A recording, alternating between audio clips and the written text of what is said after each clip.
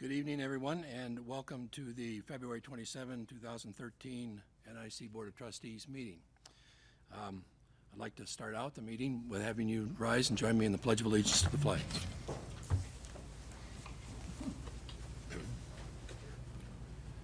I pledge allegiance to the flag of the United States of America and to the republic for which it stands, one nation, under God, indivisible, with liberty and justice for all. Thank you.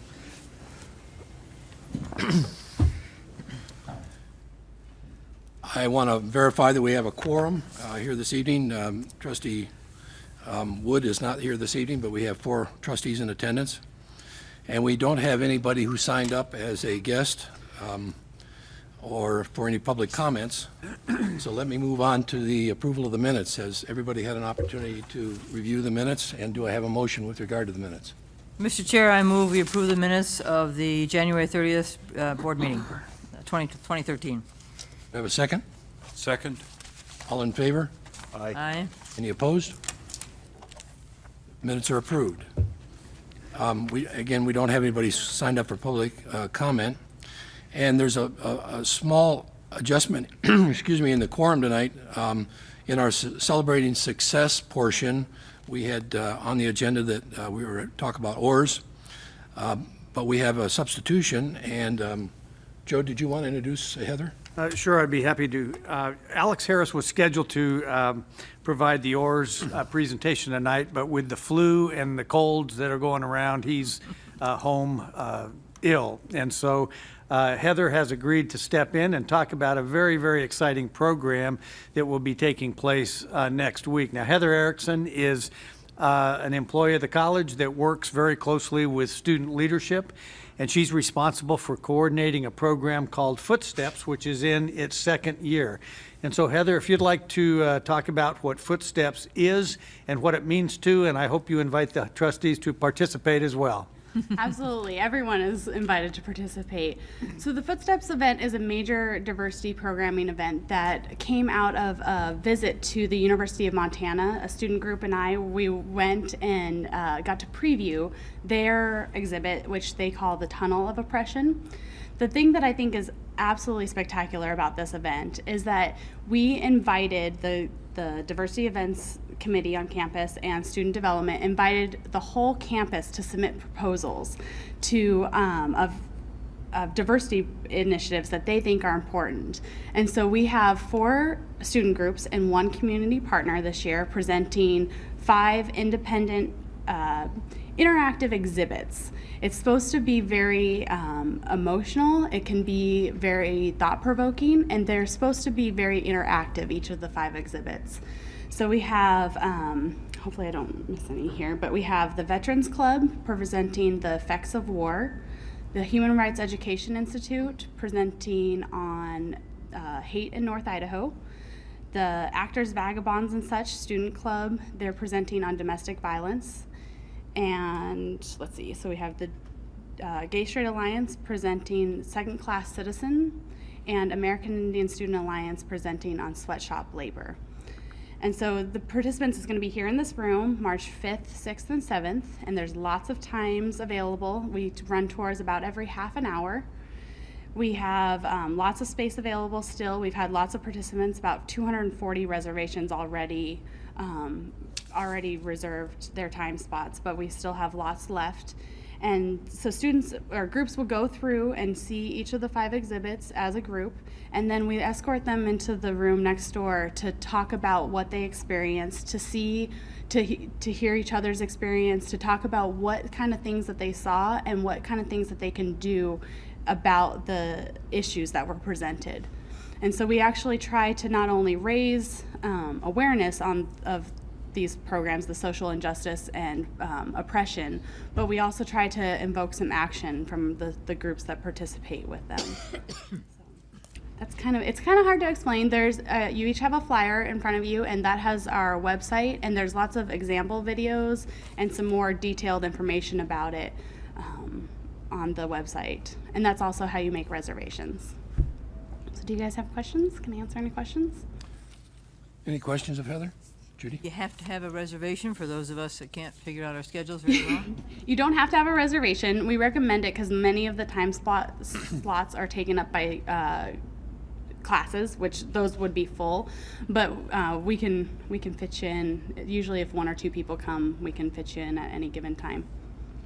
Yeah. And we also make special reservations. So if your class or your group or you as an individual can't make any of the times offered, we would definitely be willing to make a special reservation for anyone. Any other questions of Heather? Heather, I have a question. In looking at your flyer, which is helpful, it says that the tours are every half hour. Is that right? Yes. And they're going to be run from 10 a.m. in the morning till 1 in the afternoon, and then 3 to 6, as I understand it. Yes. Are these tours and the kind of the debriefing that you do, is that intended to be about a half hour in length or what? It's about 40 minutes. We can run groups through the exhibits every half hour because it takes about a half hour to go through, and then 10 minutes to debrief and look at the different resources that we have available for each of the 5 exhibits. So 40 minutes in total.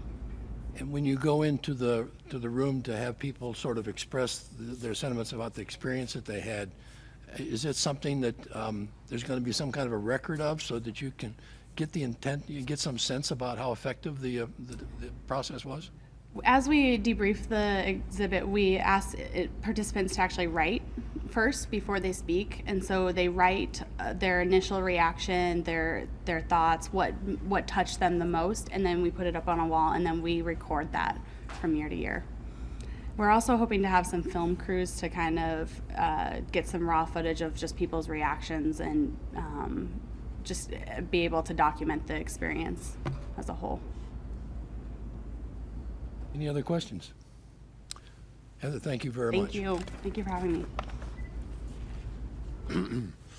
The next item on our agenda is a report on the accreditation process. And Karen Ruppel.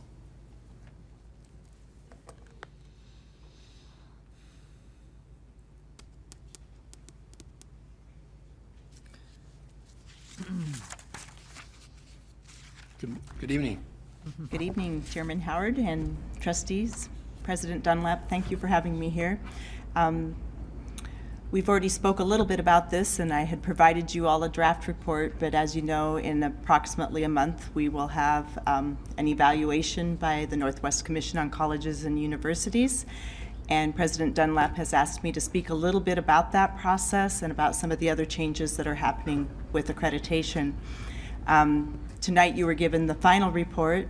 That report has been sent out approximately 3 weeks ago to the evaluation team, and it is under review, and we have received a schedule, and they're preparing to come in and visit us for approximately 3 days, and we will have 8 evaluators on campus on March 25th, 26th, and 27th. And I know that trustees, you're scheduled to meet with the evaluators and the first morning that they're here. I wanted to explain a little bit, kind of starting with some of the history, some of the changes that have occurred recently. The Northwest Commission on Colleges and Universities, for those of you that don't know, the commission is one of 6 accrediting bodies in the United States, and they are recognized by the United States Department of Education, so official accrediting bodies for both public and private institutions. Our accrediting body, located over in the Seattle area, covers several states: Alaska, Oregon, Washington, Idaho, Nevada, Utah. And we all have a set of criteria or standards that we must operate under, 110 standards to be exact. I know those well. And we have just completed this self-evaluation. It takes approximately 1.5 years to go through this process. And we really dig in across campus. We talk to all entities on campus. We meet with all of the different people, departments. People submit pieces for the report. We then have to provide evidence.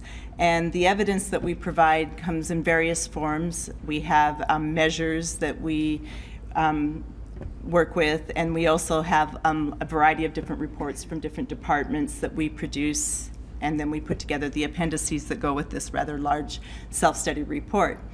So essentially, they receive this about 2 months in advance. They review this report in depth, and then they come up with a series of meetings or with different people that they want to talk to, ask questions, and they start to drill down. And the drill down is really essentially to ensure that we are doing what we say that we are doing. So we have a mission as a comprehensive community college, and they are looking to make sure that we maintain quality in our programs and services, and that we are accomplishing what we say that we're doing. And some recent changes that have occurred, and this is what makes the process a little more interesting. In the past, accreditation happened about every 10 years, and we would have an interim visit at the 5-year point. But essentially, the big self-comprehensive report was done at the 10-year mark, and we'd get done and we'd put it away, and we didn't always go back and revisit everything that had to do with that visit. In other words, sometimes it got put on the bookshelf a little bit. It now is a cyclical process. So the accrediting body, and part of this probably stems from changes that were made at the federal level too, but the accrediting body has decided to institute a little bit more rigorous process. And we now report in year 1, year 3, and year 7. And we're visited in year 3 and year 7. And so as we finish up this cycle, this 7-year report that we're doing right now, we will turn around and we'll start over again with a year 1 report next year that will be a framework for the next 7 years. And probably one of the most difficult parts about the report that we have here in front of us is that we were asked to complete the 7 years in 3 years in order to implement this new process. So this was done in a rather short period of time, and we have created a year 1 report, a year 3 report, and a year 7 report in 3 years. And the team will come in, evaluate us this spring, and then we will actually roll into a 7-year process, which is nice. A few other changes that are coming down the road or have started from accreditation that would be probably of interest to the board and to others here in the room. We now have to do substantive change proposals every time that we move a program. So if we physically change the address, the location of a program to a new location, we have to put together a proposal that assures the accrediting body and the United States Department of Education that we can provide that same service for that program, that same quality of programming at the new location. And this usually takes anywhere from 6 to 8 months in order to move a program. So really what accreditation is about, it's a quality assurance for us. It also allows us to grant financial aid to our students. So United States Department of Education has requirements for financial aid. And when we meet these accreditation standards, then that keeps us in compliance, allows us to grant the financial aid. It's an assurance for students that their credit will transfer to another institution, and that's probably the most important aspect. We maintain quality and we maintain consistency in our programming and in our services for students, and that ensures that our credit will transfer well to other institutions of higher learning. And I welcome any questions. Are there any questions? Just thinking that, thanks, there's a lot of work that went into it. Now, we need to, as a board, when we meet with these folks on the 25th, I think it was. 25th, correct. What kinds of things are you needing our board to do, or how should we behave? You know, my pat answer when people ask me that is, I don't know. Okay. I really, truly, I mean, I think it's about honesty. And it's about, you know, ensuring that we're doing things the way that we should be doing. The people that evaluate us are all peers from other institutions. So there'll be 7 evaluators, and they're all from community colleges this time around. That doesn't always occur. One person is here from the commission, from Northwest Commission, and I don't know that there's a way to predict the questions that they might ask. But I always tell people, read the report or sections of the report.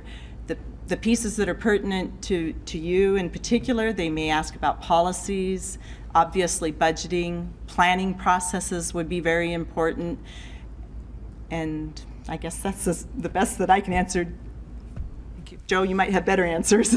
Well, it's been my experience at other institutions that the accrediting teams typically want to talk to trustees about governance, the governance structure at the college, the role of trustees in governance, and the role of trustees in setting policy for the institution. In addition, they typically ask about budgeting processes, what's been happening trend-wise with the budgets, and where we see our budgets going in the next year. And then thirdly, they typically want to have a view of the state support for the institution. In other words, what is the institution's relationship with the state and state agencies? Ron, you had a question? Karen, when you look at this 137 pages here and they go through the approval process, do they give you an A, C, A, B, C, or is it pass or fail? It's not really pass, fail, or an ABC, but what they do is they make recommendations. And so they also can commend us. So we sometimes receive commendations, which is always grand. In the recommendations, then we have a period of time, depending on the recommendation, to answer those. So if they were to find something that was, what they consider extremely out of compliance, if you want to call it that, then they would ask us to correct that. So often recommendations are things like student learning outcomes assessment. I can speak to that because I coordinate the assessment on campus. And it's a never-ending challenge, and it's one that we receive a recommendation almost every time around on SLOA. So we almost expect it.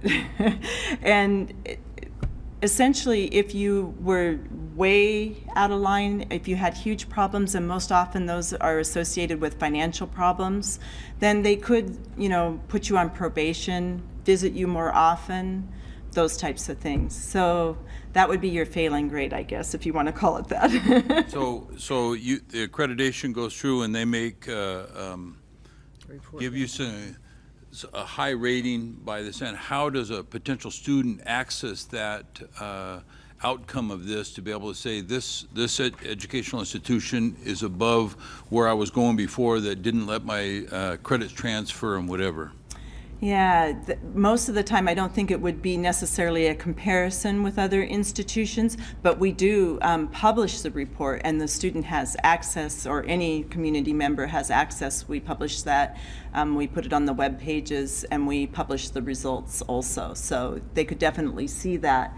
A question I don't know the answer to, that again President Dunlap might know the answer, is whether or not if you go on probation, how that, I'm assuming there's some sort of public notice if you're put on probation. Yes, there would be a public notice, and there would be some conditions established that you must address and overcome within a given time period. I'm familiar with 2 institutions in California. One was placed on probation, and one was told to prepare a closure report. In other words, because of extreme financial exigency, they were told to close the institution. And so there would be a huge implication if we did that poorly, and we certainly don't expect to. Right. And most often in the literature that I've read, it indicates that, if you were to lose your accreditation, you essentially are closing your doors. Yep. Any other questions? Karen, I do have a question. And it touches a little bit on what you and Joe were just talking about. Just fundamentals, because we are speaking to a larger audience here than just us, and I think it's helpful for everybody to understand the importance of accreditation to an institution. But obviously there's risk of being shut down, but why do we care about accreditation? Well, first and foremost to me would be quality. Quality assurance for students that they'll get quality programming, quality services, and consistency. And transferability of credits, to me, would be a second, along with that quality. Other reasons, being able to grant financial aid, but to me, it's more about ensuring that we're providing the right types of programming and services for students and a quality education. Maybe as a follow-up to that, and if there's another question, let me know, but I don't mean to take over here. You indicated that this accreditation is in the context of the status we have as a comprehensive community college. And within that description, I would think are not just our academic courses, but also our PTE courses. Everything, Our absolutely. workforce training, everything. Is that right? Yes. So absolutely. all of those aspects of what we do are within the purview of this accreditation process? Yes, absolutely. So all of our developmental education, our non-credit workforce education, our community education, our professional technical credit education, and then our transfer education. That would be the mission of this college. And the core themes that we've identified, which I did not address, I kind of skipped over, but the core themes are supposed to be, in accreditation terms, a manifestation of your mission. And then what they do is assess those 3 core themes. And so they're really digging in, they're drilling down to the deepest level to make sure that we are meeting our mission and that we have the resources in place and the programming in place that's appropriate to our mission. Thank you. Any other question? One more, I guess. I keep thinking of something every time you mention it. Early on in this process, some time ago, it was my understanding that this accreditation process has changed a little bit because we get to set our mission and our goals, and then we're measured against the goals that we set. Is that true, or what? That's correct. Actually, it's probably more rigorous, the new process, and the new process requires that we have measures and that we set these goals. Whereas in the old process, it was still an extensive list of standards. In fact, most of those standards are included in the new standards, and then they've added some standards. But essentially, we've always had goal setting and resource tied to planning, but we never had to lay it out in this manner. So I would say that this process is more data-driven. They want more evidence, would be the bottom line. So they want more evidence that we're actually meeting these measures and that we've got these in place. So I don't think there are lots of new things. There are some new things, but I think how we present it and the monitoring of this and the ongoing process so that it's continuous improvement. I mean, that's the whole goal, is continuous improvement. That's what's really changed. So you can't really just do a few things, keep your processes going and walk away. You really have to be monitoring and checking this and keeping this data moving and presenting information to them that we didn't have to before. We used to do a lot of writing and a lot of talking, I would say. We talked about ourselves a lot. Is that a fair description, Judy? And now I think we talk about ourselves less and we produce more evidence. Any questions? Karen, thank you very much for that update. Okay, Appreciate thanks. it. Good work. Our next report are the constituent reports, and Kathy O'Brien. Chairman Howard, President Dunlap, board members, and guests. Thank you for having me tonight, and thank you for rearranging the order so I could go first. Last month, I told you I wouldn't be here tonight, and I'm here. I actually rescheduled myself so I could leave early tomorrow morning, but I have a meeting at 7 o'clock tonight, so I do have to leave this meeting at 6:45. So when you see me sneaking out, that's what's going on. Our last faculty assembly meeting was completely devoted to Selena Grace from Complete College, Idaho, and Selena presented an excellent half an hour's worth of information and provided time for questions and answers. So we really appreciated her coming in and giving us that information. It was very informative. We are currently some of the initiatives that we started at the beginning, I always kind of, speaking of continuous improvement and kind of checking on ourselves, I was talking to President Dunlap today and I was like, well, I need to kind of, what did we complete kind of thing? I need to know we're making progress here. So some of you weren't here back in the fall, but in the fall, President Dunlap asked faculty to take the lead on looking at the division chair process, how the division chairs were elected, selected, term limits, responsibilities, et cetera. So that group has been meeting all year and has presented President Dunlap with their recommendations. So we can check that one off the list. We have been working hard to get feedback on the committee structure on campus. We were realizing that there's some committees maybe that need either changes or some that maybe don't need to exist anymore. Maybe some new ones need to. So we gathered a whole lot of information, and I presented that to the President's Cabinet as well as or the president took it to President's Cabinet and as well as Senate. So that information is being processed. So that's a huge job. And I don't know if all of you know, but our faculty assembly meetings are available to faculty at a distance. So that's been a really nice feature this year. So when we have our faculty assembly meetings on the second Thursday of the month at noon, we are often joined by faculty members via the internet from Bonners Ferry, Sandpoint, and other places. So I wanted to make sure that you knew that we are giving that opportunity to those people, and we do record those meetings so that people who have class at noon or whatever can take advantage of having that information. Faculty are going to be deep in the middle of midterms in a couple of weeks, as well as students, so we'll be really busy giving midterms and grading midterms, and it's halfway through the semester, so that's really a good thing. And last month, Gary Stark came up here and challenged the faculty to beat the staff in terms of the employee giving campaign. And I'm happy to announce that as of today, faculty have, 78% of the faculty have either donated or registered for the employee giving campaign, and 77% of the staff. So we close tomorrow. It's the last three-pointer at the buzzer, Gary. So I do have that pink dress he's going to get to wear next month, possibly. And with that, I will close and be glad to answer any questions. Are there any questions for Kathy? I just want to know if she found heels in his size for the Yeah. big dress. Sequence. Thank you very much. Thank you. Our next report is from ASNIC, from Christopher Dean. Thank you. Good evening, Dr. Dunlap, Chairman, Board, and guests. It was really interesting listening to Karen because she came and spoke at our club's meeting, and I had the same exact question. How are we supposed to behave? What are we supposed to look like? We need to sit up straight. And that's really funny you had that same question. My report's going to be fairly short as well. Since the beginning of the year, ASIC has been trying to streamline the club's process, trying to ratify the club bylaws. We've completed that. We're in the process of ratifying and streamlining the club's manual. This is to make it easier for clubs to form and function on campus.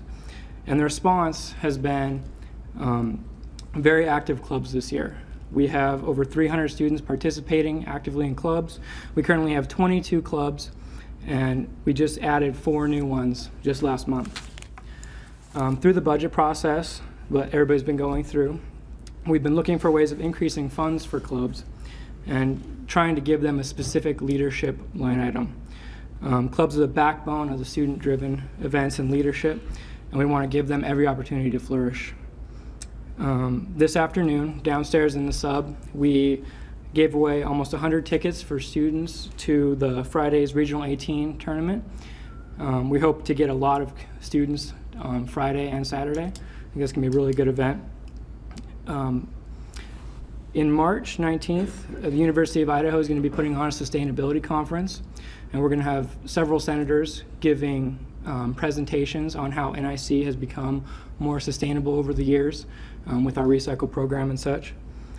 That's going to be really good. And ASNIC has entered election season. It is crazy. It's midterms.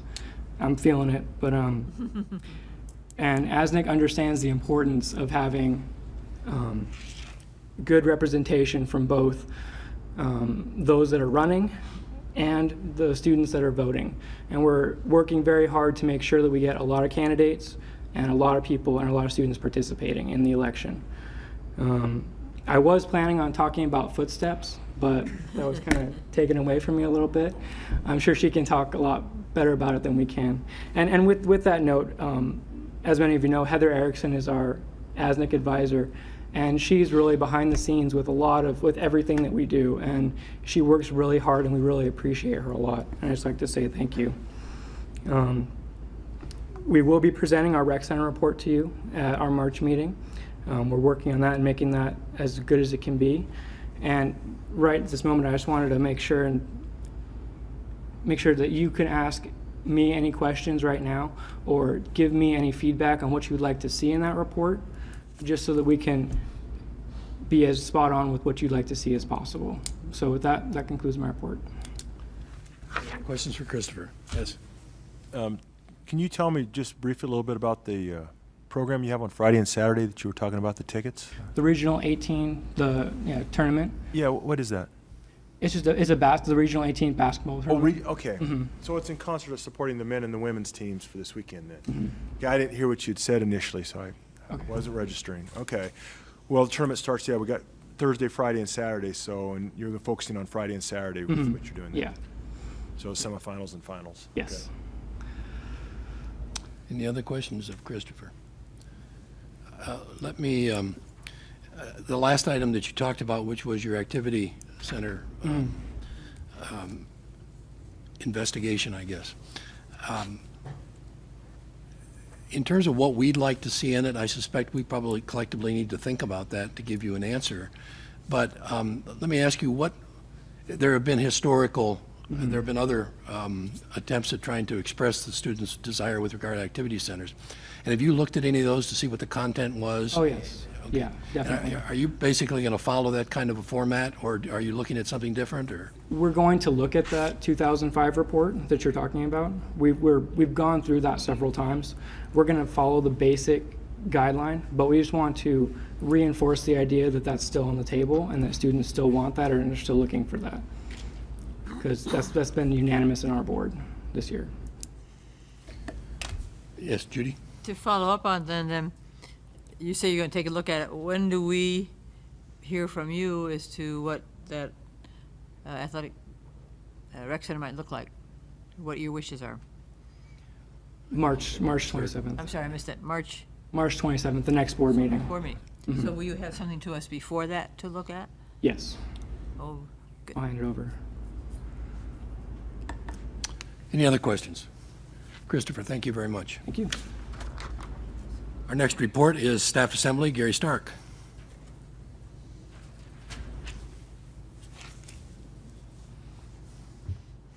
Good evening, Chairman, Trustees, Dr. Dunlap, and Mark Lyons, and staff members out in the audience, and faculty if you're there. It's been so much fun. I just got to tell you, with Kathy, we're just loving what we're doing, and the support that we've got from faculty and staff is just amazing. We're just a percentage point away, and I've got a lot of tricks up my sleeve for tomorrow, and I'm going to call in sick, but I'm going to be here talking to people. So, anyways, we'll get her done. Staff assembly meeting. We did have an introduction of some new employees. Jet Doherty from Human Resources and Rayanne Bounds, a student account technician. We also had guest speakers talking about employee giving campaign, which we're working on every second. And we also had an update on the Mother's Nook. So we actually have the room set up in Lee Hall for students and staff, faculty, whoever needs it for breastfeeding if they have kids and stuff. So it's a great addition. It looks great. John gave an update on the policies and procedure committee structure. I gave an update on the Dyke Road, how we've gone through the process of the certification process and got an engineering firm on board there. Gave them an update on Diamond Parking. We had an update on Employee Day, and Employee Day was great. I learned that a lot of people have some great moves, and I hope we have a video tonight. That'd be cool to see. And it was just a fun time. I think everybody had a great time. our afternoon session, we brought in Robert Singletary, and he gave a little slideshow. I mean, it was old slides of the campus and how it became here and everything about the history of Fort Sherman. So it was great. We also had an update on the Biggest Loser update, and I'm not in the NIC Biggest Loser update, and I hope I'm not one tomorrow. But I have been part of one at the gym, so if I look different from last week or last month, it's because I've lost 17 pounds. So anyways. And that's, well, we also put up some signage. Bill McKelver gave a report. We have some wayfinding type signs where we have in every parking lot and around campus. So when new people do come on campus and they pull into a parking lot, they walk right by it and they can see where to go on campus. So, and that's my update. Any questions? Any questions? Yes. Todd? One of the things that came up today was a question about the city versus the county and the beachfront and the dike and the road. And one of the things that was expressed and that you might have some information on was the idea of a sidewalk and whether that would be okay with the city and not okay with the county or vice versa, or the, is that ringing a bell? Yes, it does. Okay, can you tell me about that? Yeah, the county code states that anything within 25 feet of the high water mark along the lake, the sidewalk can only be 4 feet wide. ADA code says that you have to have a 5-foot wide sidewalk. So we're trying to give ADA access to our dock and a gangway going down there from the top of the dike road down. And when you get close to the water, the thing has to reduce down to 4 feet wide because of county code. City code doesn't have that. And I talked to the county code enforcers, and they say they know about that ordinance and they're trying to change it, but it's going to be down the road. So that's one instance.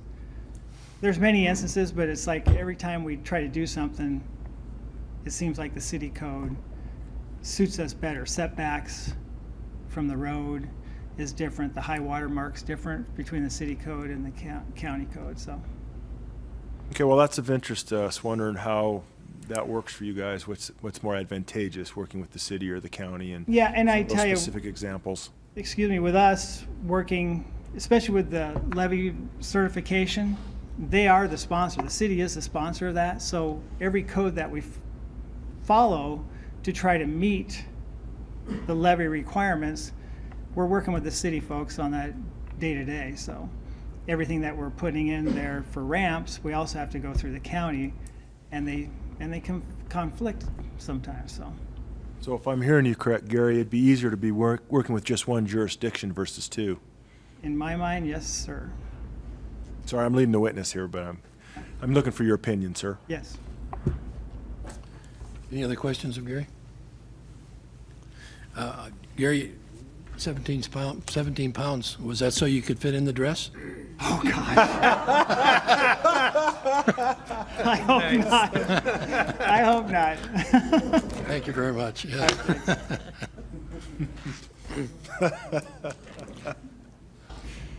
Okay, our next report is from the Senate, John Totten.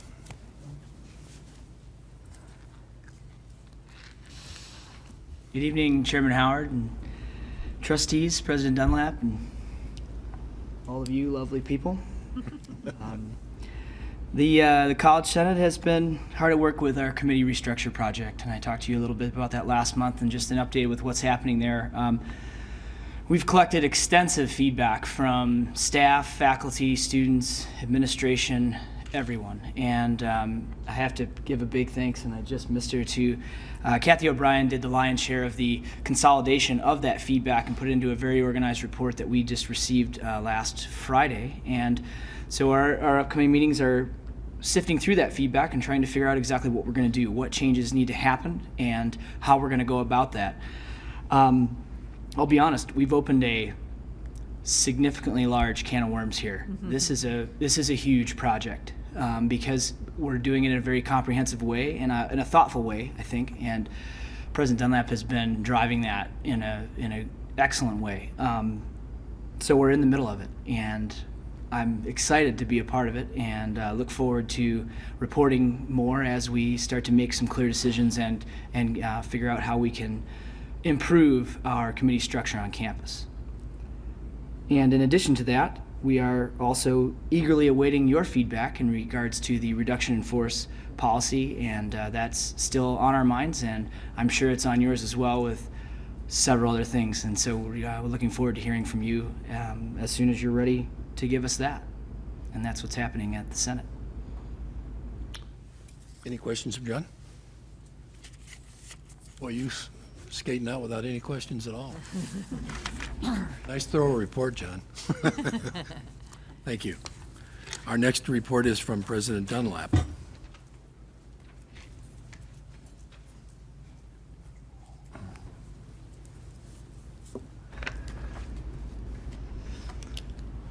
Mr. Chair, trustees, and members of the college community.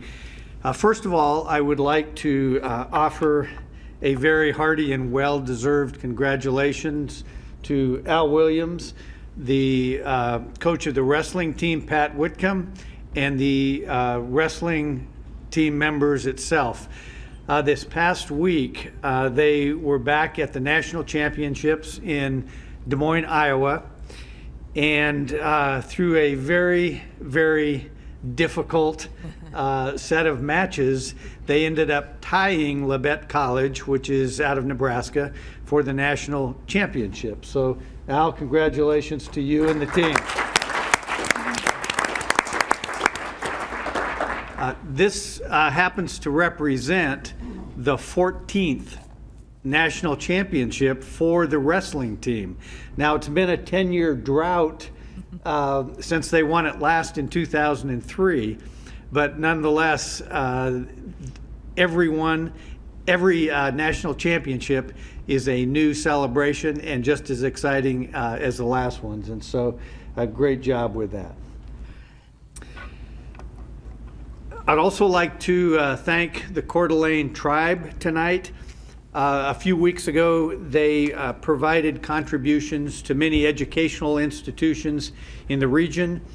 Ken Howard, John Young, and our athletic folks went down to Plummer and met with the tribe, and they received $15,000 in contributions, $10,000 to the college for scholarships, $5,000 to the athletics department. And so I'd like to thank the Coeur d'Alene tribe for that support. And at Saturday night's game, is it?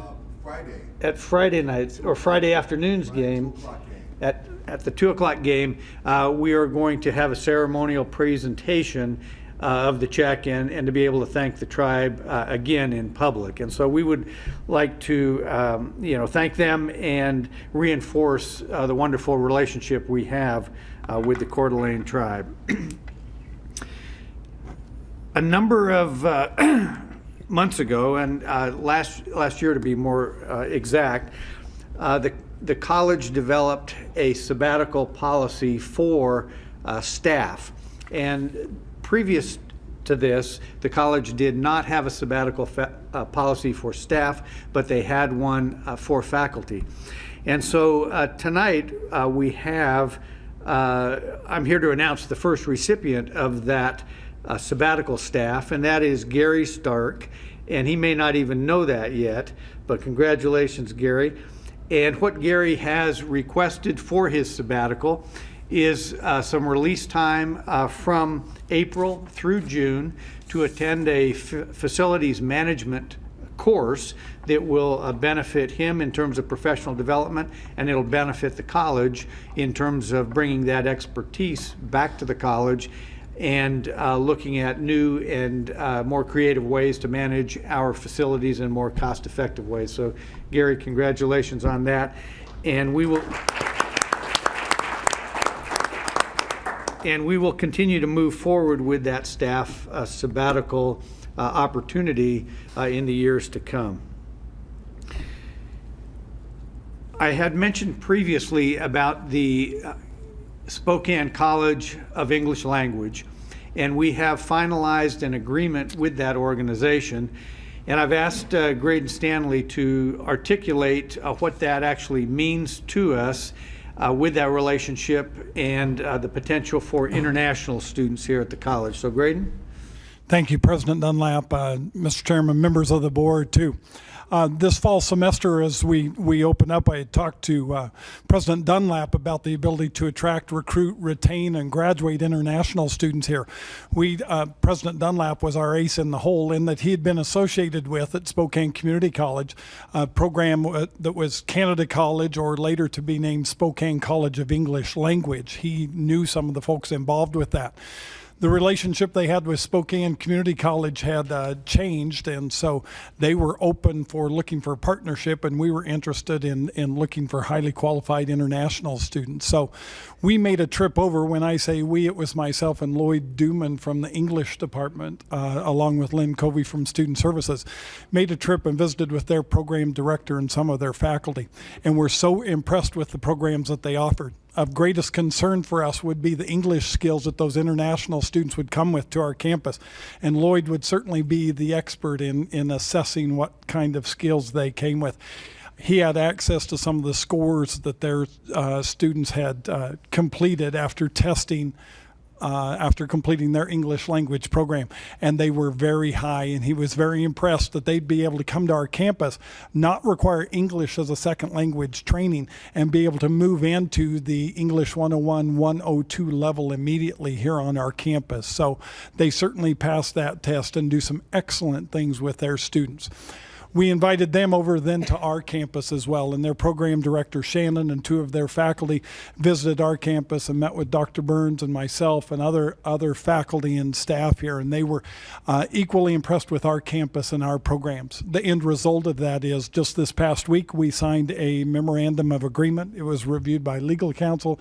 It's been signed and delivered, and the very day that we let them know, they put it up on their website, and they're advertising to students around the world. What it provides for us is, if you wanted to get into that market, it's a very expensive one if you're trying to go overseas and recruit students. In fact, they already have that infrastructure in place with agents around the world in various countries. Now they serve somewhat as our agent, that they'll be talking about coming to Spokane College of English Language and then transitioning to their community college of choice. In fact, we're the only one that has this association with them. They'll encourage students to transition to North Idaho College.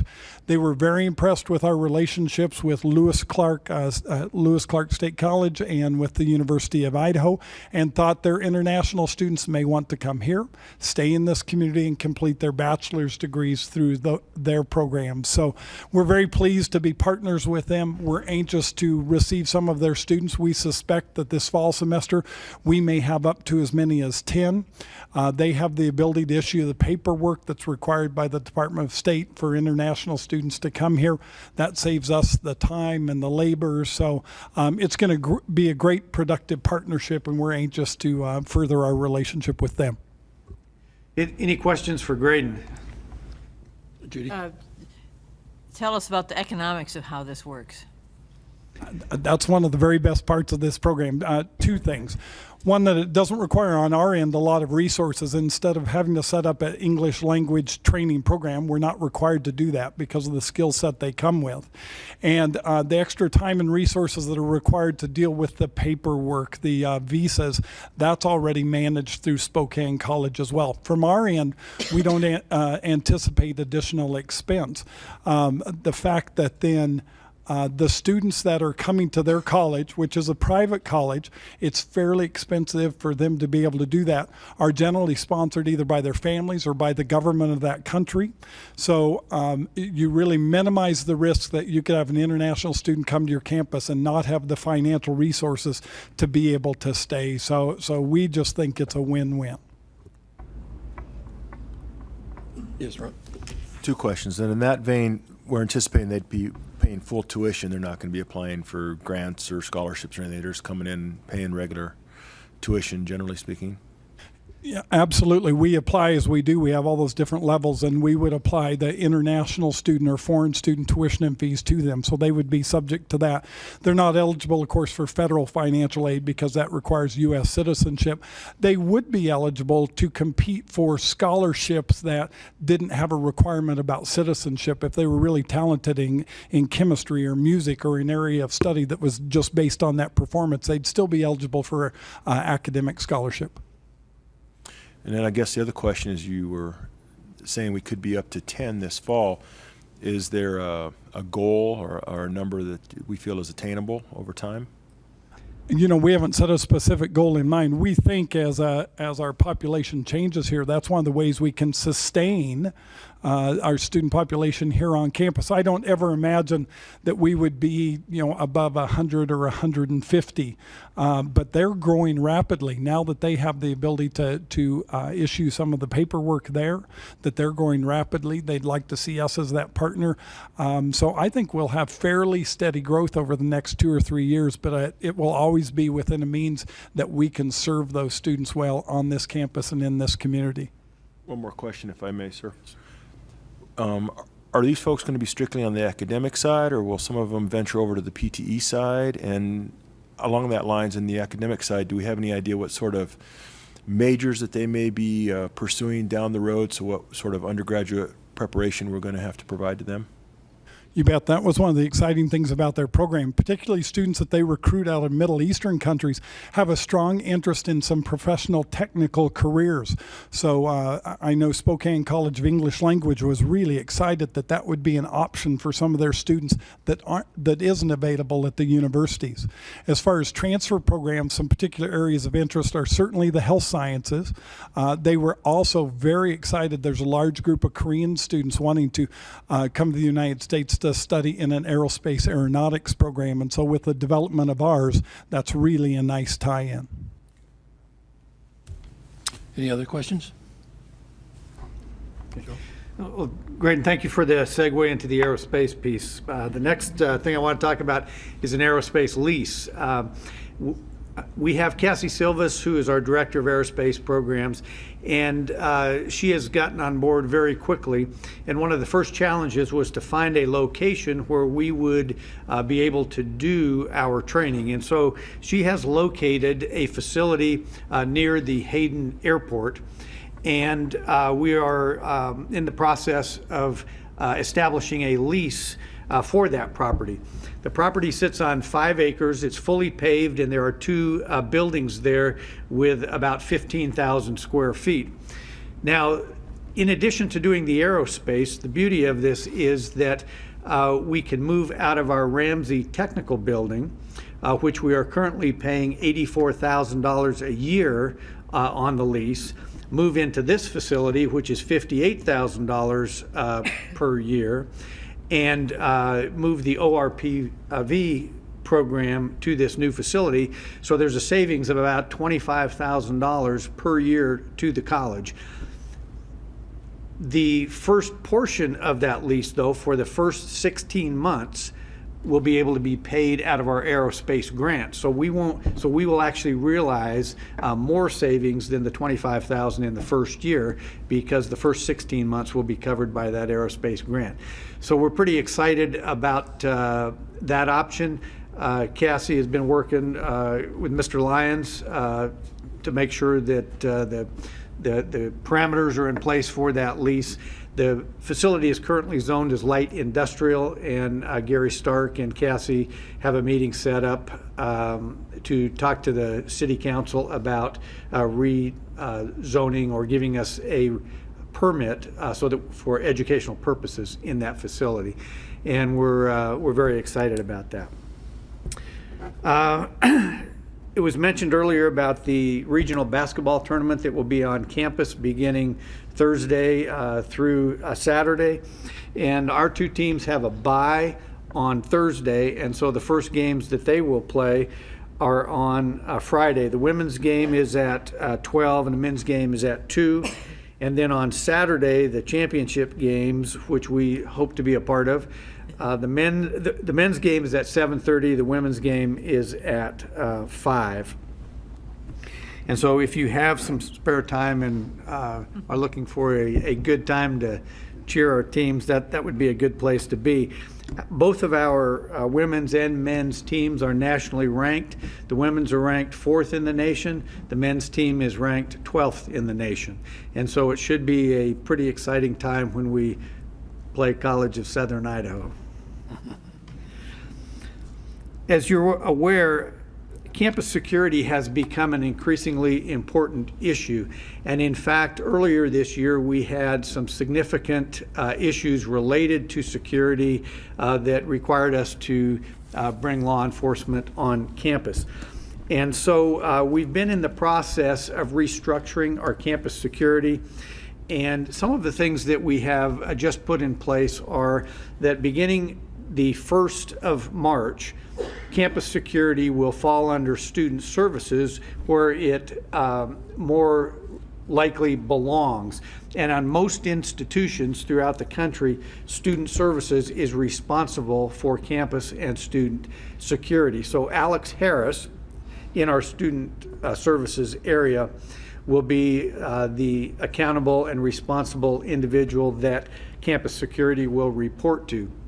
In addition, we have allocated $25,000 to outfit 140 classrooms with interior locks, so that if we have a situation where we have to shelter in place, that can be done from inside the classroom. And that's something that is very important for students and faculty, and has been effective where you've seen major incidents on other campuses.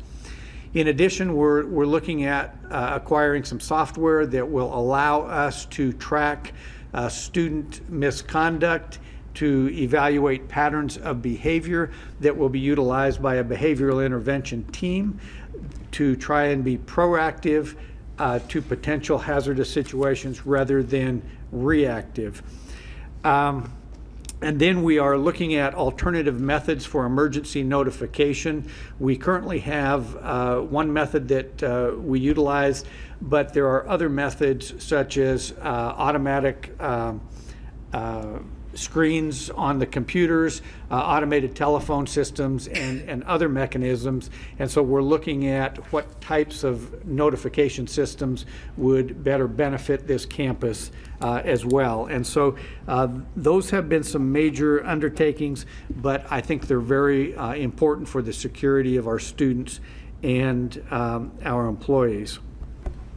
It was mentioned about the committee restructuring by Kathy and John, and the report that was put together actually was 16 pages of comments and recommendations related to the committee restructuring. That's why John is soliciting some guidance in terms of how we implement those. And so President's Cabinet will be having a retreat to review those recommendations and then provide some direction to the College Senate for redoing the committee structure.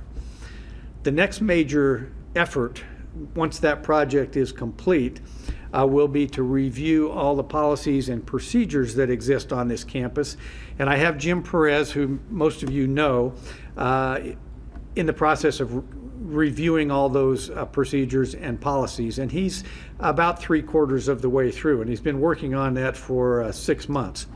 And he's found that many of our policies do need updating, and he will prioritize those for us in terms of what policies may be more important than others and need more immediate attention.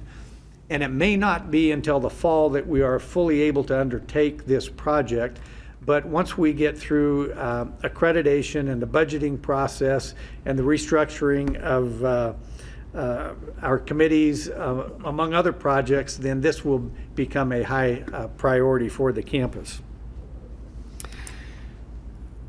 The 80th anniversary of the college will be celebrated next year, and we are putting together a committee to look at what type of events that we can hold on campus. Mark Browning has offered to chair that committee. We will have representatives from the tribe and the city, as well as campus, to look at what type of events we'll go ahead and schedule. And so we look forward to Mark's recommendations on that. And then lastly, I'd like to comment, there was some discussion about a sidewalk near the beach. But there's another piece to that, and the college recently received a $35,000 grant so that we could put an ADA compliant ramp down to the beach, because we've never had that. And Gary Stark has been in the middle of making sure that that has happened, and construction has begun on that. And up to this point, we have never been ADA compliant and assisted those individuals that needed that type of assistance to be able to get down and enjoy the beach. And so Gary and our grant writer and the facilities teams, congratulations for pulling together that really important project so that all members of the community can enjoy that beach area. So thank you. And Mr. Chair, that concludes my report. Are there any questions for President Dunlap on his report? Well, actually, I do then. Hang on, just a minute. Judy? Thing. On a tangent from that, in the newspaper recently, there was an article about career transition programs that Spokane is doing. I don't know if you saw that article, but I'll just hand it on to you. It was an outreach to the boomer generation and some of the technology that they're scrambling to keep up with. And it seemed like it might have some possibilities for us, because I don't know that we're doing that at this time, so it was just another thing on your list. Would be happy to take a look at that. Thank you. Todd?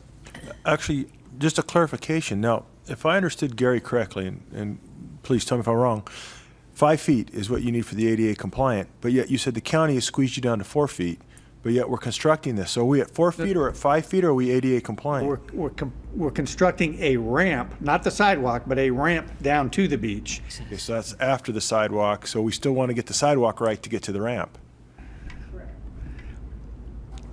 So if I'm 5 feet wide and my sidewalk goes to 4 feet, I may not be able to get to the ramp. Yes, that's correct. It's actually called a gangway. We put in 2 new docks in the last 2 years down there, right, John? And then now this gangway going down there will be ADA compliant, and that we're hoping that the next phase of it is for us to do the sidewalk, because we have matching funds that go with the grant. So we were going to do this ADA sidewalk to get them up to the bathrooms and up to Rosenberry Drive. So that's our goal, is to have that 5 foot wide sidewalk so that they can get there. Okay, just trying to understand the scope of the project and how those pieces fit together. And okay, thank you. There is a modification. We can do the sidewalk where we have to have a 6 foot wide landing, so like a person can get off the sidewalk, so the ADA access is there. So we can do that, but it's interesting. Okay, thank you, Gary. Any other questions for President Dunlap? Let's move on to the next item on the agenda then, which is also President Dunlap. You want to do it up here? Yeah, well, that's fine, sure. And this is under new business. It has to do with the potential for exploring an event center. The current athletic facility we have on campus was constructed in 1949, and the condition is not in good shape. I'll say it's limped along for quite some time. And when you look at how well our athletic teams have done, whether it's wrestling or basketball or volleyball, to some degree it's been in spite of our facility. In addition, the students have expressed an interest in developing a recreation center on campus. And so we've begun some discussions on how we could address some of those needs. And there has been some discussion about developing a private-public partnership to look at constructing an event center that would house sporting events that could accommodate our sports teams, that could possibly bring a venue in terms of other events to the community as well. And so what I'm asking tonight, Mr. Chair, is that we take a look at what type of parameters that we may want to consider in developing that type of a project, because we've got competing interests when it comes to our capital projects. We have clearly articulated that our number one priority is a professional technical facility. Our current professional technical facility is far too small. It limits our capacity. Its conditions are not good. There are some safety-related issues. And so that is the most immediate capital construction project.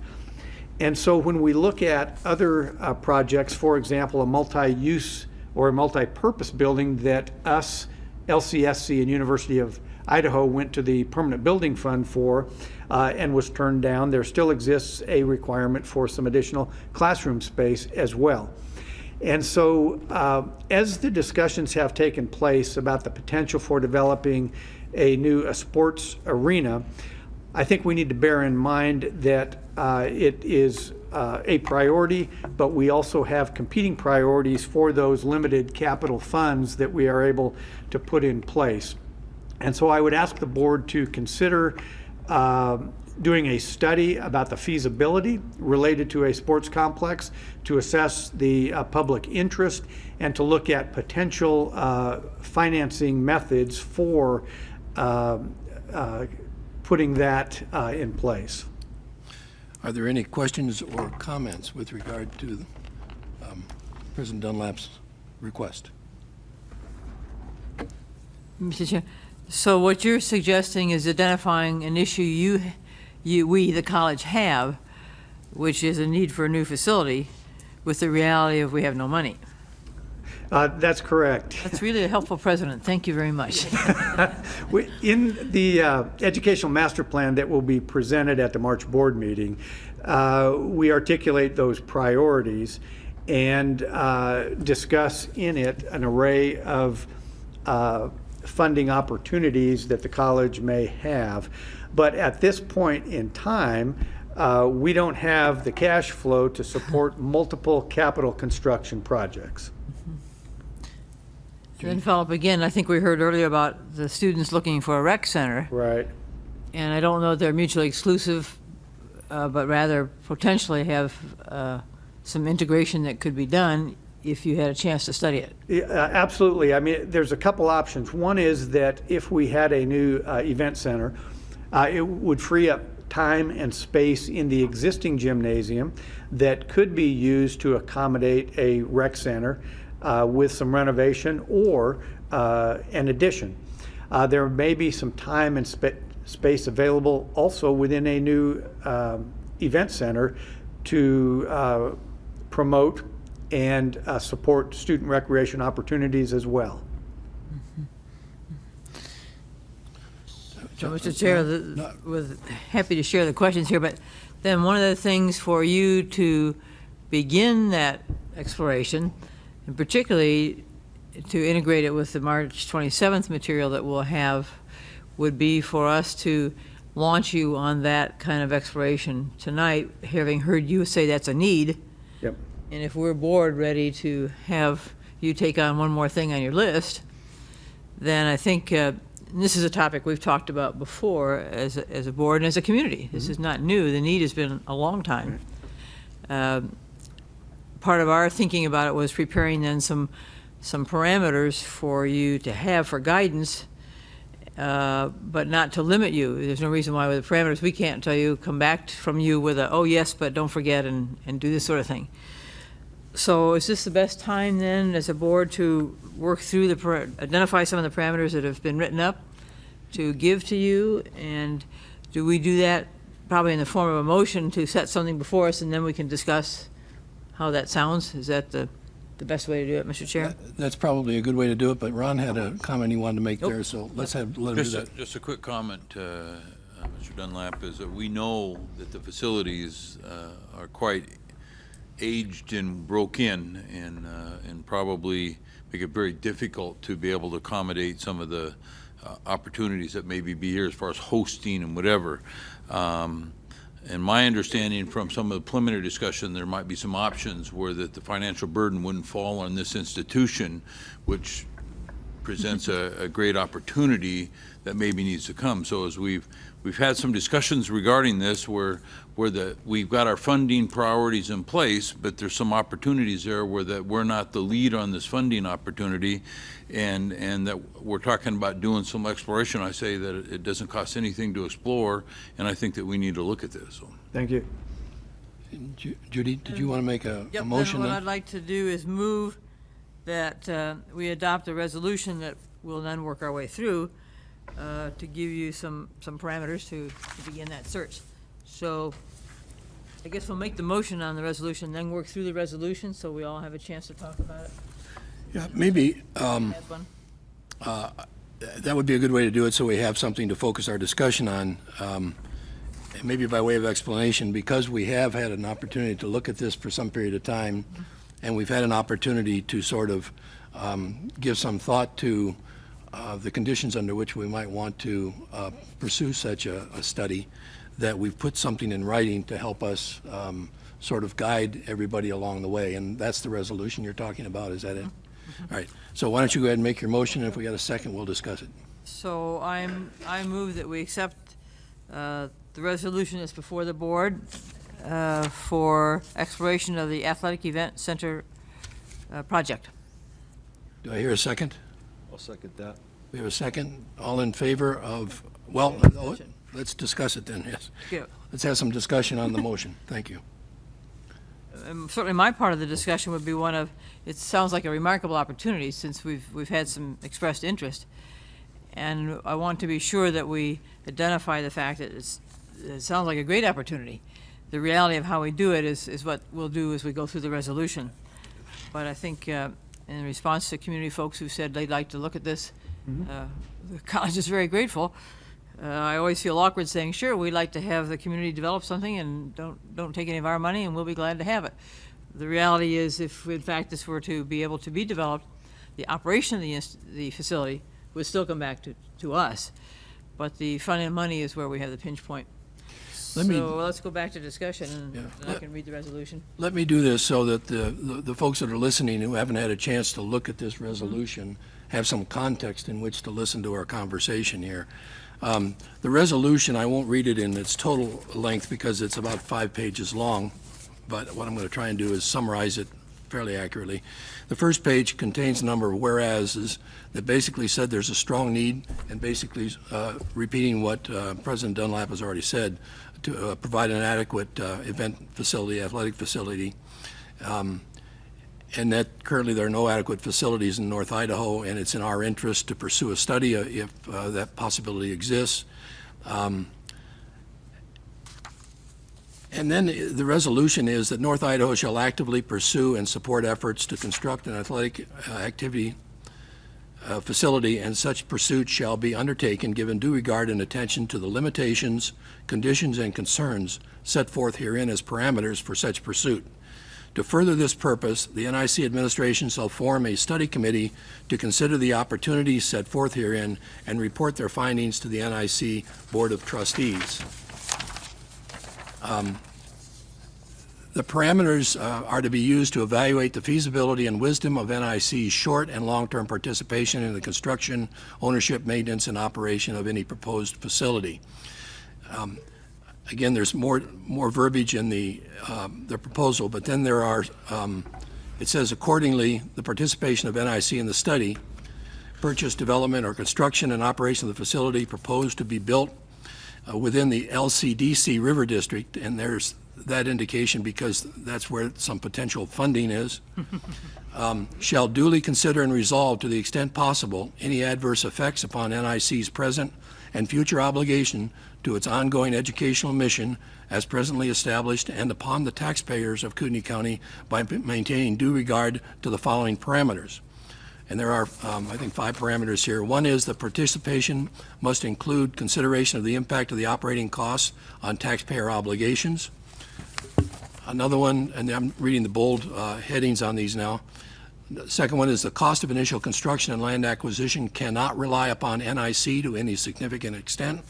The third one is participation shall not significantly impact NIC's capital fund resources. The fourth one is that participation shall not significantly impact sources of ongoing or planned grants, scholarships, financial assistance, or project support.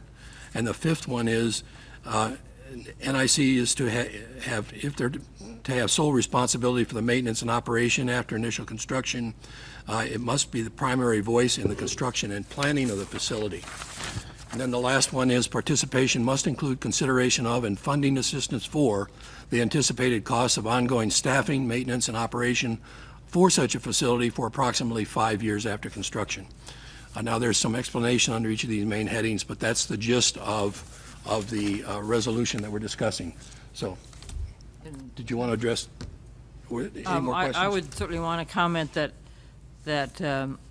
these parameters are something that is now public knowledge. It would be available on the website. These are kind of your marching orders, which includes getting a committee, so you don't have to do this all by yourself. And it also helps include the students and the community to pull this together. We as a board, as I said, and the chairman has said, we've talked about it and thought about it, but we need to go from talking and thinking to, okay, how's this going to work? Yep. And we certainly hope it does. We certainly appreciate any funding can come from somewhere else. And what presidents always love to do, and that is go find the funding.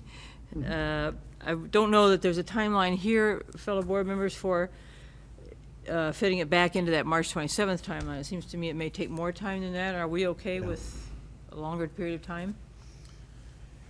I would suggest that we leave it open-ended until we can see what their study develops and have them report back to us occasionally on their progress. How's that? I think that would be very reasonable, because we need to be able to pull together a committee, appoint a chair, and then provide a charge given those parameters. Todd, did you have a comment or Well, just question? a comment, because there are, people here in the room and people watching on TV, and obviously we've referenced taxpayers and talked about the cost and everything. And I guess as a group, I think we've agreed that we want to make it clear that we are looking for feedback from the community, and if this is something that people feel is appropriate and useful and will add to the community. And so I think we're going to be attuned to that and listening to the folks out there and what their thoughts are on this potential project as it starts to coalesce. Any other? Judy? Ron, No. Two things that I made on my list of things to think about as we were looking at this project.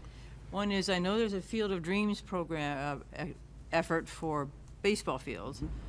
Want to be sure that we're not either conflicting, duplicating, or gumming up what others are doing. And then, Todd, I think it was you helped us see that in Spokane there's an effort to look at a facility sounding like similar in its design, the identification of potential need. And so I think as a board, we would want to, and you've already begun to look at, what impact, does it diminish what we're doing? Can we, I don't think they're as far along as we are, so maybe there's an advantage to that. But we need to be looking regionally, not just right here. Were some of the notes I made of concerns I have as a board member. Any other, Ron? And Joe, my understanding is that this project only comes together if the private funding becomes available. That without that, this project dies on the vine. It's a great concept, because if the college has a need, the community could use that, but the funding that's so dependent on this private enterprise, private funding, if that doesn't come, this thing dies. Without any financial obligation to the college in any way. Is that your understanding? That is absolutely correct. Yes, Judy? I just think my other note had to do with, as we look at a new athletic facility, then we're also thinking about what happens to Christensen, the current gymnasium that you've mentioned, and that probably would require some remodeling to do something more with it. So not only do we have the front-end funding for a new facility, but we need to keep including in our thinking, what's it take to retrofit, or even evaluate, should we remodel Christensen? Can it do what we need? I'm doubtful, but I think we should be looking at every possible way to figure out how to do this. And I think you'll find that a partial answer to that will be in the students' presentation about a rec center and their commitment to that. And so when Christopher reports out, that may have an impact on the future use of Christensen. Because don't I remember that student rec facilities have a different source of funding? They can. There are two options.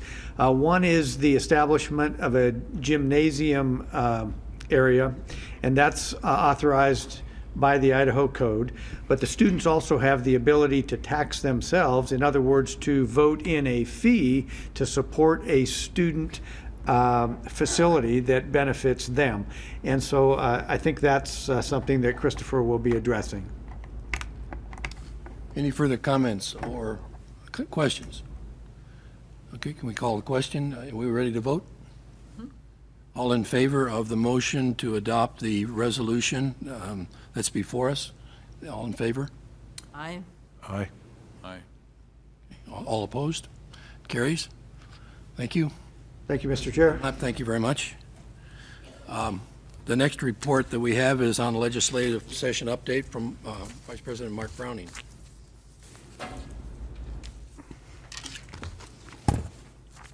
Thank you, sir.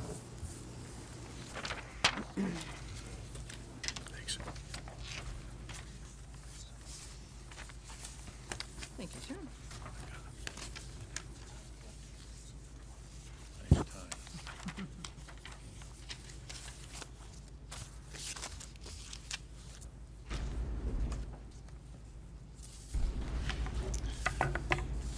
Mr. Chairman, members of the board, Council Lyons, and folks in attendance, pleasure to be here. The document that you have before you is just a very brief synopsis of some of the education-related legislation that is moving through the current legislative session in Boise.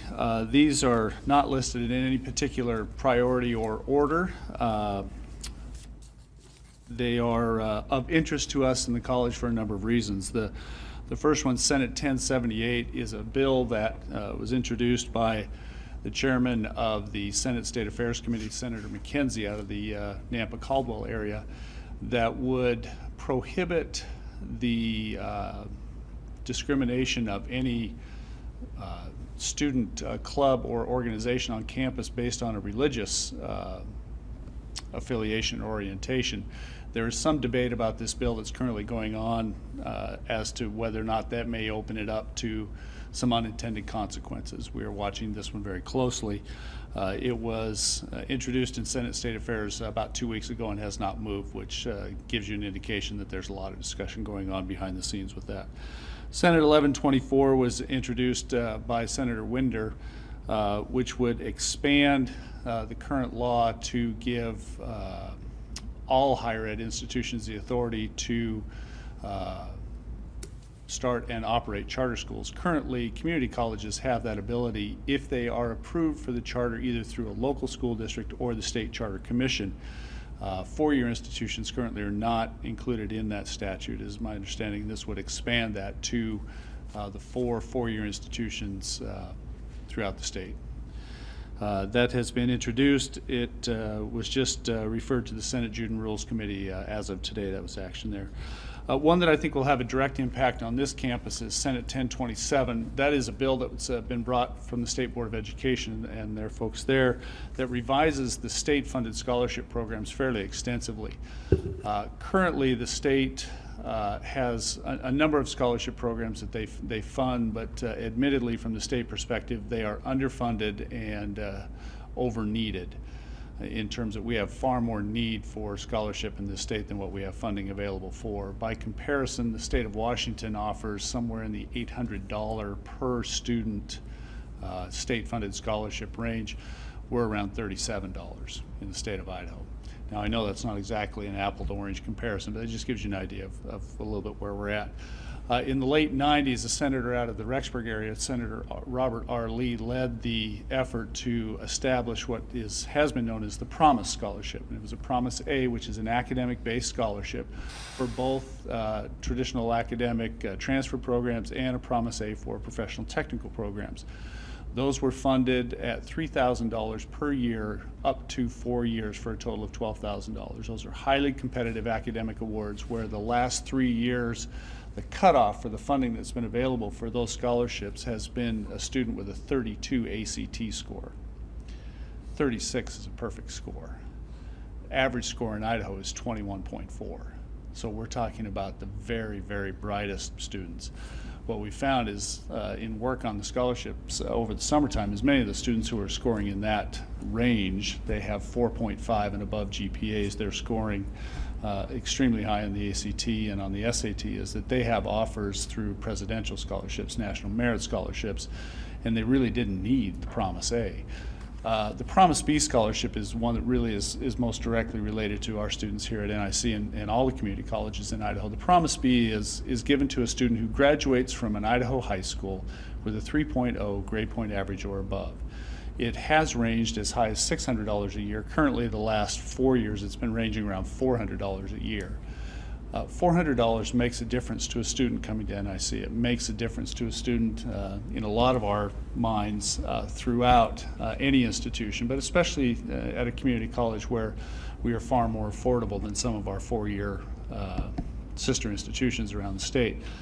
Data would suggest, and research data that was considered would suggest that unless an award is $1,000, it doesn't make a significant difference in attendance. Now, some of us argued unsuccessfully on the committee that it depends on who you're asking whether or not $400 is real money, because I think for most of us, $400, I think if we ask Christopher, $400 is real money. The short of the story is that the state board came up with a revision to the Promise scholarship program to lump that into the Opportunity Scholarship and to change those awards to a minimum $1,000 award. That bill was introduced. It ran through the Senate. It passed off the Senate floor fairly substantially, 32-0-3. Came to the House side of the process, passed out of the House Education Committee, went to the floor and ran into trouble. It was pulled back by the chairman of the House Education Committee. They didn't think they had the votes to get it off the House floor. Came back to the House Ed Committee meeting this morning, was passed again out of the House Ed Committee with a due pass for the second time with no changes. So there have been folks somewhere along the line have changed their mind on this, so it will go back to second reading tomorrow. The next two bills are House 82 and House 81 are bills that were brought by Boise State University that are primarily relative to four-year institutions, but they are good to know. North Idaho College was not subject to the same guidelines as these were exclusive state institutions where we're governed by you folks in the local trustees. We're not directly under those. The last one I just wanted to bring to your attention, we've had a lot of discussion about the possibility of revision to the authority to regulate firearms in this state, not only state, but in public entities and public agencies. Currently, there are no bills that have been printed as of today that would impact a community college such as North Idaho College. I give you House 183 just to consider, because that is a bill that was brought by Representative Gestrin from McCall and Representative Palmer from the Meridian area that would revoke the authority of a city, a municipality, or a county to regulate firearms within their jurisdiction. There is some thought that if that does proceed, that could lead to other public entities having a revision to that authority. We have been told by a number of folks in the Senate leadership primarily that they have no intention in any gun bill that would come out this year to change the authority of a local governing board, such as a board of trustees of yourself or a local school district, to keep that authority here locally, but we're watching that very closely. Finally, Mr. Chair, the community college appropriation is still on schedule for Thursday, although I learned late this afternoon from the governor's office that there is a discussion going on with the JFAC committee on with the higher ed budget in general, and that governor's recommendations are, quote, in play. So probably for a revision downward, I would think at this point, but no number has been put out at this point, sir. So. Did you hear the words North Idaho College at all in that discussion? I was told, Mr. Chair and members of the board, that we certainly were part of the big picture and part of the big family, but that the higher ed budget will probably not be passed out, at least for the community colleges, on Thursday. It's still on the schedule, but it's most likely that it will be delayed at this point. Any questions for Mark? Comments? Mark, thank you very much. The next report is from the board chair. I wanted to first echo what Joe had said and thank the Coeur d'Alene Tribe for its donation and commitment to NIC. The $15,000 in 2 separate grants is greatly appreciated. And our relationship with the tribe, I think, is growing stronger and stronger and stronger, as it should. And when we were down in, I've made 2 trips down there now, and Joe and I have another trip planned for March 7th to visit with the Coeur d'Alene Tribal Council, and hopefully we'll set up a meeting so the entire board can meet with the Tribal Council down there, which has been our plan. But the comments have been that they're very impressed with Joe's coming down there on a number of occasions. He's been down there quite often, and they're impressed by that, and they're impressed with his knowledge of the involvement of tribal members in the college, and that speaks well of our relationship with them. The next item I want to report on is that we've, over the last year, about a year, maybe a little longer, have talked about a report from a study group that we retained to give us a report on the professional technical issues here on campus. We know that we have serious problems with regard to overcrowding, long wait lists, some safety issues, and that sort of thing with regard to a number of our PTE programs. And so we had commissioned this particular study. It's been delivered to the trustees now. The trustees are reviewing it. It will be presented, or is proposed to be presented at the March meeting, so there'll be a public opportunity to attend and hear the presentation and questions by the trustees about the content of the report. It is my hope, and this is not a plan yet, but it is my hope that following that, we'll be able to use that report or something like it as a core to engage in a discussion with other interest groups, staff, faculty, community members, members of interested agencies like the Foundation and the other educational institutions that we share interests with here, like Lewis and Clark and the University of Idaho, in order to try and further discuss what we should do in terms of trying to solve our resource availability with regard to professional technical needs. And that includes not just where it's going to be, but how big it's going to be, which ones get treated by way of resources. Do we do it in steps? Can we do it in one?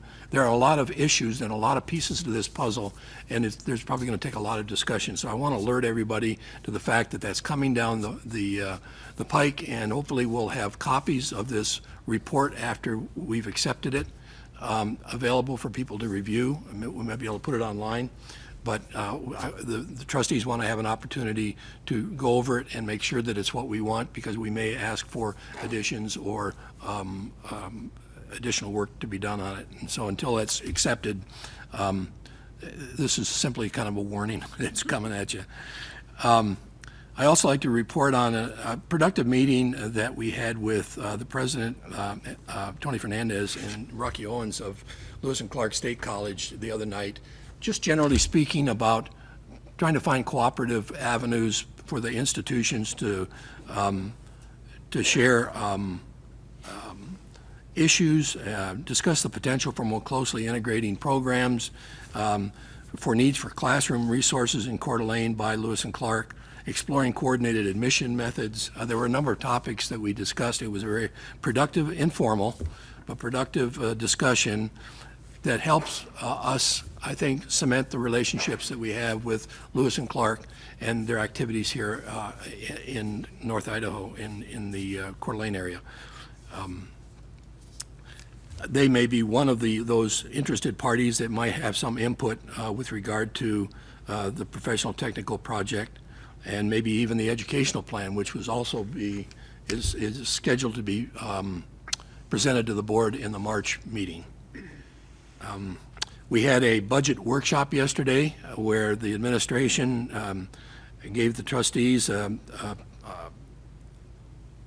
quick primer on how the budget process has been revised here on campus and how it's going forward so that we understand the process. We weren't talking about the budget per se, but only the process of the budget. And it was impressive to see some of the progress that's been made in terms of the process that's being used this year and the methodology for creating the budget. I guess I'd like to also, maybe I'd ask Judy to report on this, but the sign issue is almost complete. I'll leave it at that. It'd be nice to report when it is complete. I would like to take this opportunity, too, to reply and comment to the Senate faculty and staff about the reduction in force policy. Because I think it was my hope when we took this back a couple months ago to give some guidelines so that we could go back in and take a look at this from the perspective of what the trustees felt should be included. As we went through it, it became clear that maybe just highlighting some areas might just lead to another overly extended process. And maybe what might be better if we actually came forth with a policy that we felt was a foundational policy and then let you folks debate it and dissect it and come back to us with comments.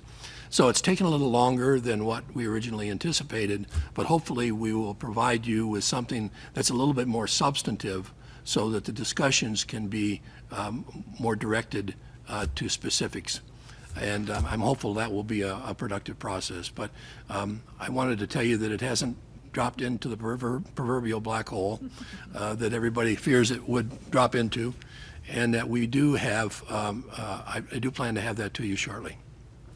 And that concludes my report. So, going on to the next order of business, are there any remarks for the good of the order? Ron? And a follow-up what you just talked about with this RGU report and the process that we're going through.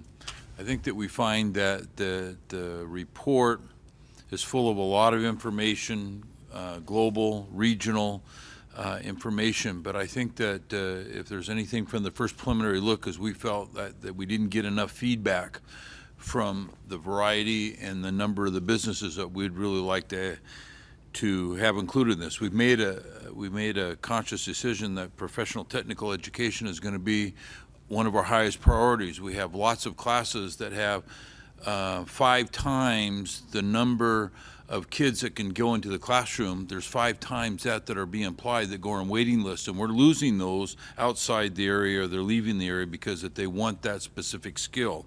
So with that, I would probably make an appeal to our business community is we need you to be a part of this discussion. You are the vehicle to take our students from a skilled and trained workforce in this environment to put them to work. We have classes right now today on the campus that have 100% placement rate. That's a success story. We have many of those skill sets that are in that, and we need to make sure that we are building the right size, not based on what we've done in the past. We have to start with a clean sheet of paper and make sure that if we're missing this mark by 500% because of the applications, but we're losing another 500%, so there's 10 times as many kids that could be trained here. We need to know that statistic based on national, regional, but more specifically to our local businesses here. So we're going to work very hard to do that, and if there's any of you businesses that are listening today, we want you a part of this decision making, contrary to maybe what some people believe, is this is a community college that needs the input of every one of the people that employ our students. So. Thank you. Any other comments? Judy? I'll segue on that observation, Ron, because I was part of the meeting with Lewis Clark State College, and one of the things we were talking about was we, community college, do the first 2 years of professional technical kinds of training, but Lewis Clark can then do the second upper division kinds of classes, which reminded me that if we can do the technology end of skills that folks have, but 2 more years of schooling could provide a bachelor's degree, and certainly in the healthcare world, my understanding is that's really needed. And so the CNA classes, some of the things we're doing there, get folks started, then they can either come back to LCS or continue on. And so as we look at our facilities, we need to think through some of that bigger picture than just training folks for this moment. Because as we well know, anybody's career is probably going to change, what, 5 times by statistics for not just job, but career kinds of things. So it was good stretching for me with the visiting with Lewis Clark people, and I think they went back saying, oh boy, there's more we can do, which is part of our goal as a board, is policy that's cost effective and gets students into what they need or a chance to come back to it. So the facility sharing was one that has even more promise, and certainly with the economics the way they are, the more partnering we can do, the better. Mr. Chair, you did mention sign, imagine that, and we are in fact, hopefully you're seeing evidence, there's good signs out there already. On River, we have that sign coming together. The monument sign at Hubbard, which had more ownership of land issues, is coming together, and I think there will be good signs out there soon, too. I'm glad nobody held their breath, but for now that springtime is allowing more construction, I think that'll be happening. And I had one other different topic to morph to. On the report of the order, or good of the order? Yes. Good, yeah, on the good of the order. And this was the Idaho Business for Education Excellence. It used to be called, it's now Idaho Business for Education. Statewide organization of businesses. We've talked about it before. They've shortened their name a little, and they've really focused what this business group wants to do over the next couple of years. And I will take a minute to read to you the preamble, which is IBE, Idaho Business for Education, nonprofit, nonpartisan organization comprising Idaho's business leaders who are committed to transforming Idaho's education system. The business community is united in pursuit of immediate and continuous improvement to Idaho's education system. We have a moral and economic imperative to improve the quality of education for Idaho students. We must ensure the well-educated workforce that our businesses and state require. And their goal is by 2020, you've heard this before, but I think when the business community gets with us, it'll help. That's that 60% of Idaho's 25 to 34-year-olds will have a post-secondary degree or certification of value that they'll utilize in the workplace environment. That comes right back to what we were talking about here. We've not had as much activity from northern Idaho businesses, but one of my challenges will be to include that and get more outreach there, certainly in the Boise area, and quite a bit in eastern Idaho also. The businesses are getting together to help make this happen. And I think that's an important ally we need. Education in a vacuum doesn't do any good if we don't have the businesses with us, which probably leads to some taxpayer revenue.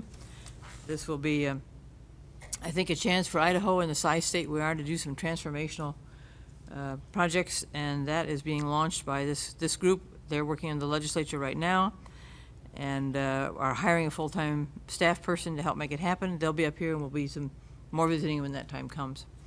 That completes it. Any other comments for the good of the order? I guess I'd like to reinforce Ron's comment about getting feedback from the business and the manufacturing community.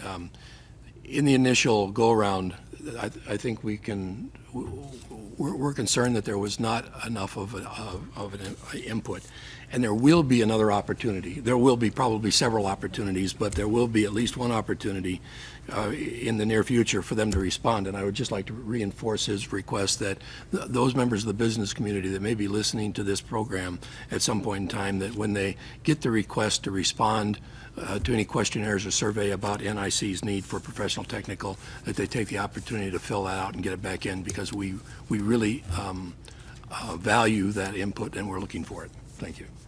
And one last comment on that is that under this Complete Idaho goal, a lot of people hear the term Complete Idaho in a 2-, 4-, and 6-year education. They put this professional technical into this, and it's very important because they cannot achieve that without including the certification that goes with this, because a lot of kids start, a lot of students start at maybe 25, get some type of a professional technical certificate.